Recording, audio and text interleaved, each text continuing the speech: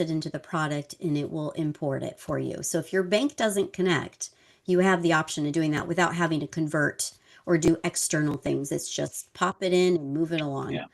Yeah. So I think most people are concerned and are mostly curious about the bank feed, Yeah. reconciliation, Yeah. that sort of thing. Could you do you mind Hmm. sharing Absolutely. your Yeah. screen and let's Set take us a up. look because I think that's the first impression that people will get is like, okay, well, how do I convert my QuickBooks bank feed knowledge Yeah. into the Xero bank feed knowledge?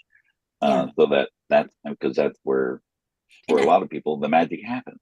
the magic happens. And I think the biggest thing to the caveat too is if you think about it, the path of Xero was it was built in these other countries that don't have as many banks as us. I mean, if you think of how many banks we have in our nation, like it's in our United States, is crazy, right? It's built for like 6 banks. So you didn't need this extra thing, and the US market needs it. So I'll go ahead and share. And Vivian actually said she likes the fact that Xero's bank balance is the cumulative bank feed info rather than the current bank balance, which yeah, how many times anybody here that's listening has gotten a call from a client that says, something's wrong. My balance doesn't equal the bank. You're messed up. You didn't do your books right. And then you're like, whoa, wait a minute. You're looking at the bank balance and the QuickBooks balance.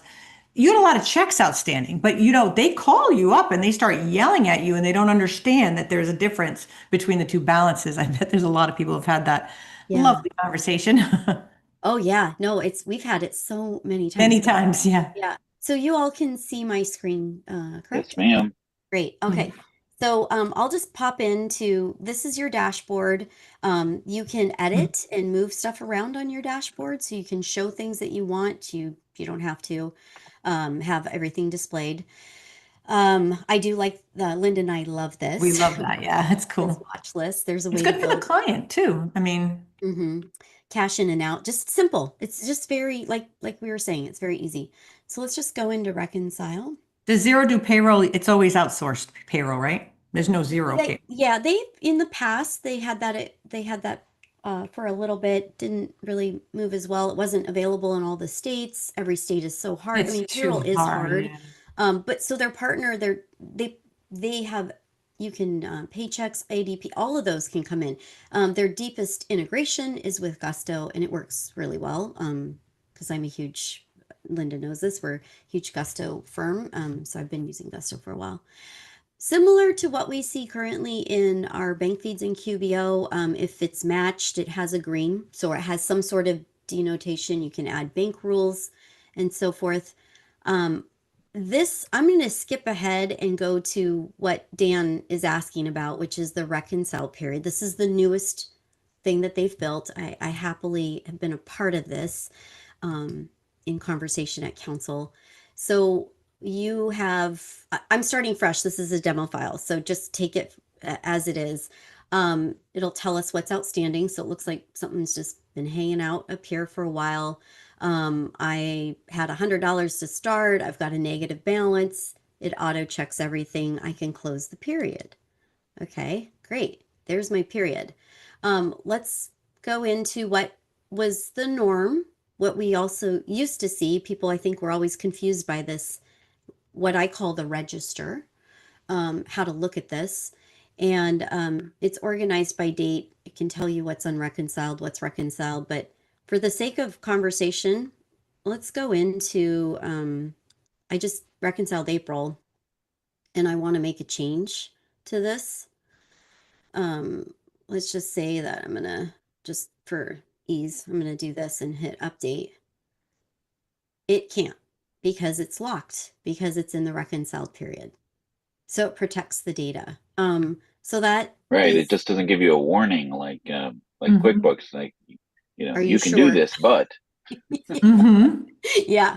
But there is, if you go back in and you found this error and it needs to be fixed, you can go back in and obviously unlock it, edit this period. It'll unlock the period and allow you to do this. But let's create the next period. It already populated my information. It populated my opening statement balance like we normally see in others. I'm going to put in 0. I'm just going to, go to the 7th. Because Is sometimes we that do those is that soft similar to the closes. close date, Yeah. or is it just for that register account? It's for I would do the close date, the regular banking statement close date. I'm just, sometimes you do a soft reconcile to see where you're at, see where things Mhm. are. You kind of want to check it out, make sure everything's in right. I'm See how just nice playing the around. UI is here, though? The red just kind of stands out unless you're colorblind, and the red Yeah. stands out. Mhm. And the blue, it's very nice on the eyes. So it's telling me like, hey, you've got some stuff in here, but guess what? You've got things to code. You can't do this. So I would have to go back and, oh, look at that. Look at all this stuff I have to code. It's basically telling me go do your work. Yeah. In a nice Um, way. yeah. The other So the other big it's very benefit. similar to like I'm looking at Yeah. putting it through my QuickBooks lens, Yeah. because that is my frame of reference, Yeah. is very similar to like desktop, where the bank feed was left and right as opposed to uh, up and down. Yeah. There you go. Um, the one feature I can do a cleanup so fast due to this thing called cache coding. She does do it fast too. I've watched her. I'm like, I'm I so have, lost what you just did, Sarah. yeah, I've done it was a small file, but Linda and I had to do something real quick and I literally took it was 12 months for I think it was a checking, savings, and a credit card, I think it was, Linda. And I was able to do it in about 7 hours I know total. you popped in and I'm like, oh, I Fast. can't even follow you Yeah. here. But the beauty of this tool is that you can organize it and you can basically mass, if I command, like just grab all these. Oops, I did that wrong with my keyboard. Sorry, I'm trying to. Well, Xero's And getting a lot of love in the chat. I can tell you that. let's just say I'm going to drop all these in. So we'll just travel maybe. Okay. All right. So I got to pop all these in. Good. Save and reconcile. Those are off my plate. Okay. Now I'm down to the next. 5 are done. Okay. Let's move on. When you're doing bulk work like this and you've got repetitive names, you can organize it by payee, description, you can apply. If you've got your rules, oh, look, 7-Eleven's in here. Okay, let's go do 7-Eleven. You got your rules right. Okay, so just go ahead and apply that rule. Thank you very much. I don't have to do anything. Goodbye. See you later. The mobile app.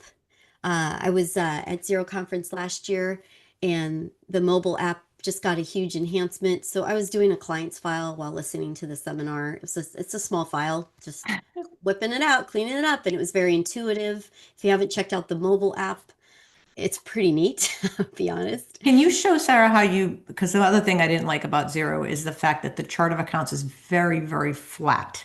And you have a way of making it not be flat. Because I like the sub accounts and the collapsibility if the Mm-hmm. client wants extra Yeah, details. yeah.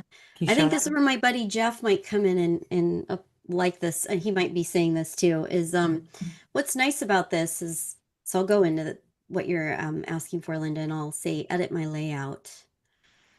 And let's just decide that